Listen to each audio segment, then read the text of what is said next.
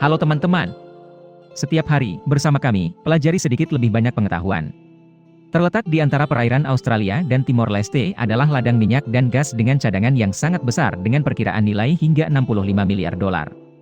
Secara khusus, ladang gas, Sunrise, adalah yang terbesar, membantu Australia memperoleh jutaan dolar seminggu dari sini. Namun, menurut Konvensi Internasional tentang Hukum Laut, tambang, Sunrise, dimiliki oleh Timor Leste. Jadi mengapa Australia memiliki ladang minyak dan gas ini? Mari kita cari tahu bersama. Pada tahun 1960-an, teknologi pengeboran minyak dan gas dinaikkan ke tingkat yang baru, membuka peluang untuk mengeksploitasi sumber daya bagi negara-negara maritim. Australia dengan sangat cepat mengklaim wilayah landas kontinen yang rata-rata lebih dari 200 mil laut dari garis pantainya. Itu berarti mereka menguasai lebih dari 2/3 lautan di antaranya, kurang dari sepertiga lainnya yang dibagi antara Indonesia dan Timor Timur, yang saat itu merupakan koloni Portugis. Sejak itu, Australia telah memberikan lisensi eksplorasi minyak dan gas ke banyak perusahaan domestik dan internasional. Indonesia dan Portugal langsung protes. Mereka percaya bahwa laut di tengah harus dibagi dua, batasnya harus dibuat di sepanjang garis tengah, sesuai dengan hukum internasional. Artinya, setiap titik pada garis batas harus berjarak sama dari garis pantai kedua negara. Untuk setiap negara maritim, mereka diizinkan untuk mengklaim kedaulatan atas landas kontinen 200 mil laut dari pantai. Namun karena lebar laut antara Australia, Indonesia dan Timor Leste hanya 300 mil laut, maka secara hukum harus dibagi menurut garis tengah. Kaki cepat Australia menghadapi tantangan diplomatik. Jika mereka melepaskan klaim kedaulatan mereka, perusahaan asing berlisensi harus menghentikan pengeboran minyak dan gas. Kontrak telah ditandatangani, uang telah diterima, dan sekarang diubah, kehilangan semua kredibilitas di arena internasional. Oleh karena itu, Australia secara bertahap melaksanakan rencana untuk meyakinkan Indonesia. Pertama, mereka meningkatkan bantuan ekonomi dan militer. Saat itu, Indonesia sedang menghadapi kemiskinan dan kekurangan pangan yang parah karena perang dengan Malaysia. Oleh karena itu, uang dan senjata keduanya sangat penting bagi mereka, dan minyak dan gas hanya sekunder, tidak tahu apakah itu ada atau tidak. Selain itu, Australia juga mengakui Indonesia sebagai negara kepulauan, artinya memiliki kedaulatan atas perairan antar pulau. Sebelumnya, perairan antar pulau di Indonesia adalah wilayah internasional, kapal-kapal semua negara diizinkan lewat dengan bebas. Oleh karena itu, Australia, negara bergengsi di kancah internasional, telah menyuarakan pengakuannya yang sangat berarti bagi Indonesia. Melalui apa yang dilakukan Australia, Indonesia merasa sangat puas.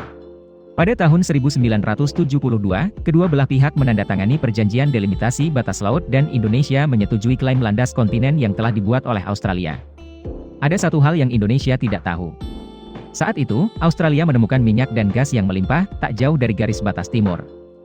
Adapun bagian laut lainnya, Australia tidak dapat mencapai kesepakatan dengan Portugal, karena negara ini sangat kaya akan kebijaksanaan sehingga tidak mudah untuk dibodohi.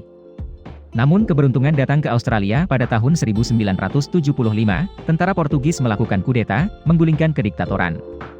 Segera setelah itu, mereka mundur dari Timor Timur, meninggalkan kekosongan kekuasaan. Australia mengambil kesempatan untuk menghasut Indonesia untuk mencaplok wilayah ini untuk memfasilitasi negosiasi batas laut dan menghindari membiarkan Timor Timur menjadi komunis. Selama 2 dekade berikutnya, Indonesia mengobarkan perang brutal dan mencaplok Timor Timur sebagai provinsi ke-27. Diperkirakan 200.000 orang tewas, sekitar 15% dari populasi negara itu. Namun, orang Timor Leste masih melawan dengan sengit dengan perang gerilya. Australia adalah salah satu negara langka yang mengakui Timor Leste sebagai bagian dari Indonesia.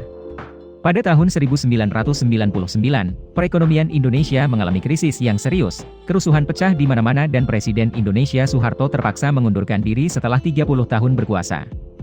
PBB kemudian mensponsori Timor Timur dan mengadakan referendum kemerdekaannya. Akibatnya, sebagian besar orang setuju untuk berpisah dari Indonesia. Pada tahun 2002, pasukan penjaga perdamaian PBB menarik diri dari Timor Timur dan memberikan kemerdekaan penuh kepada negara tersebut. Bagi Australia, terjadinya perang dan kerusuhan di Timor Timur membantu mereka menghasilkan banyak uang. Daerah yang paling kaya minyak adalah di perairan Timor Timur jika diplot sepanjang garis tengah. Selama 27 tahun, ketika Timor Timur belum merdeka, Australia menghasilkan $1 juta per hari dari pertambangan. Jumlah ini mungkin tidak terlalu besar untuk Australia, tetapi untuk Timor Leste, negara yang sangat miskin, dengan populasi hanya 1,3 juta orang, sangat masuk akal. Akibatnya, Australia sangat sulit membujuk Timor Leste untuk melepaskan kepentingannya di ladang minyak dan gas. Oleh karena itu mereka telah mengambil keputusan yang tidak biasa untuk menarik diri dari yurisdiksi organisasi internasional tentang hukum laut. Hal ini membuat Timor Loro'sa tidak mungkin menggugat Australia atas sengketa maritim di pengadilan internasional, tetapi hanya dapat melakukan negosiasi bilateral. Pada tahun 2004, kedua belah pihak menandatangani perjanjian tentang batas-batas laut. Sebelum duduk di meja perundingan, Badan Intelijen Australia secara diam-diam melakukan pekerjaan kemanusiaan yang bertujuan untuk menyusup dan menempatkan alat penyadap di kantor Perdana Menteri Timor Leste di ibu kota, Dili. Mereka menginginkan informasi terlebih dahulu untuk mendapatkan keunggulan dalam negosiasi dengan Timor Loro'sa. Akibatnya, kedua belah pihak mencapai kesepakatan tentang pembagian pendapatan dari eksploitasi ladang minyak dan gas, Sunrise, Australia 82%, Timor Timur 18%. Pada tahun 2012, informasi tentang pemasangan perangkat penyadapan di Australia diungkapkan oleh mantan mata-mata dengan nama Sandy Witneska. Dia selalu merasa menyesal telah terlibat dalam spionase dengan negara kecil dan miskin. Segera setelah mengetahui informasi tersebut, Timor Loro'sa membatalkan perjanjian dan mengajukan gugatan ke Mahkamah Internasional karena Australia telah melanggar kewajiban itikat baik selama negosiasi. Setelah berulang kali membantah tuduhan tersebut, pada 2018 Australia akhirnya setuju untuk duduk di meja perundingan. Sekali ini, kedua belah pihak telah mencapai kesepakatan yang sama sekali berbeda. Timor Timur mendapat 70% dari ladang minyak dan gas, matahari terbit, dan Australia mendapat 30%. Adapun ladang minyak dan gas lainnya senilai sekitar 25 miliar dolar AS, masih di bawah hak eksploitasi Australia. Namun, hasil itu juga signifikan bagi Timor Loro'sa. Memiliki pendapatan besar dari minyak dan gas akan membuat mereka tidak terlalu miskin dalam beberapa dekade mendatang. Video berakhir di sini.